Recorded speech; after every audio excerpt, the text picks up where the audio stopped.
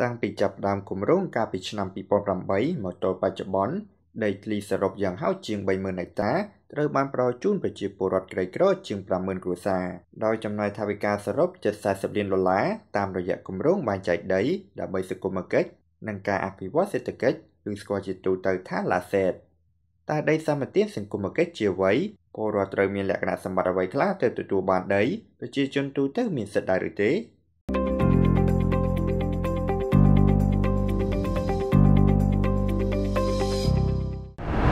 សហការឧបត្ថម្ភដោយ K-Rock ក្បឿងខ្មែរស្រកាលេង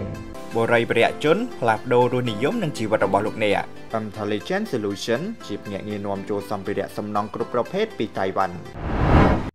បើតាមអនុក្រឹត្យដីសម្បត្តិសង្គមគិច្ចគឺជាយន្តការផ្ទេរដីឯកជនរបស់រដ្ឋតាមផ្លូវច្បាប់សម្រាប់គោលបំណងសង្គមគិច្ចដល់ជនក្រីក្រដែលខ្វះខាតដីសម្រាប់សាងសង់លំនៅឋានឬនឹងធ្វើកសិកម្មលក្ខណៈគ្រួសារតាមច្បាប់ដីសម្បត្តិសង្គមគិច្ចសម្រាប់សាងសង់លំនៅឋានគឺមានទំហំធំបំផុត 1,200 ម៉ែត្រការ៉េតែករណីដីមានទីតាំងនៅតំបន់ជនបទដីអាចមានទំហំដល់ទៅ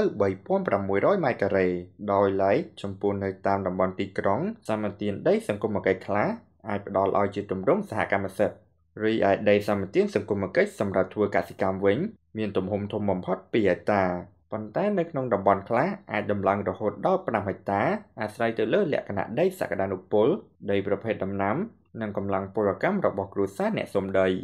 បើតាមច្បាប់ជនដែលអាចស្នើសុំដីត្រូវមានលក្ខណៈសម្បត្តិដូចខាងក្រោមមានសញ្ជាតិខ្មែរត្រូវតែជាគ្រួសារក្រីក្រឬគ្រួសារផ្លាស់ទីលំនៅដោយសារគម្រោងហេដ្ឋារចនាសម្ព័ន្ធសាធារណៈឬគ្រួសាររងគ្រោះដោយសារគ្រោះធម្មជាតិនិងគ្រួសារយុទ្ធជនពលីពីការជាដើមជាមេគ្រួសារនៃគ្រួសារដែលមានសមាជិកពីរឡើងទៅដែលជាប់សាច់លោហិតជាមួយគ្នាហើយរស់នៅជាមួយគ្នាបំពេញលក្ខណៈវិនិច្ឆ័យខាងហិរញ្ញវត្ថុរបស់ក្រសួងសង្គមគិច្ចបញ្ជាក់ថាក្រីក្រពិតមែនមិនមែនជាម្ចាស់កម្មសិទ្ធិដីផ្សេងទៀតដែលមានទំហំស្មើឬលើសពីទំហំដីសម្បត្តិសង្គមគិច្ចមានឆន្ទៈនិងមានលទ្ធភាពចូលរួមក្នុងកម្មវិធីសម្បត្តិដីសង្គមគិច្ចស្របតាមផែនការបន្ថែមពីនេះប្រជាពលរដ្ឋដែលជាមុខសញ្ញាទទួលដីសម្បត្តិសង្គមគិច្ចត្រូវធ្វើកិច្ចសន្យាជាមួយអាជ្ញាធរមានសមត្ថកិច្ចផ្ដល់ដីដែលបញ្ជាក់ពីសិទ្ធិនិងការទទួលខុសត្រូវរបស់ខ្លួនក្រោយចុះកិច្ចសន្យាមុខសញ្ញាអ្នកទទួលដីសង្គមគិច្ចត្រូវសាងសង់លំនៅឋានអចិន្ត្រៃយ៍ក្នុងរយៈពេល3ខែហើយសមាជិកនៃគ្រួសារត្រូវរស់នៅឲ្យពិតប្រាកដនិងជាអចិន្ត្រៃយ៍ឲ្យលើសពី6ខែក្នុងមួយឆ្នាំដោយឡែកដីសម្បត្តិសង្គមគិច្ចសម្រាប់កសិកម្មជាលក្ខណៈគ្រួសារមុខសញ្ញាអ្នកទទួលដីត្រូវធ្វើកសិកម្មជាក់ស្ដែងលើដីនោះក្នុងរយៈពេល12ខែហើយបន្តប្រើប្រាស់ដីនោះស្របតាមលក្ខខណ្ឌ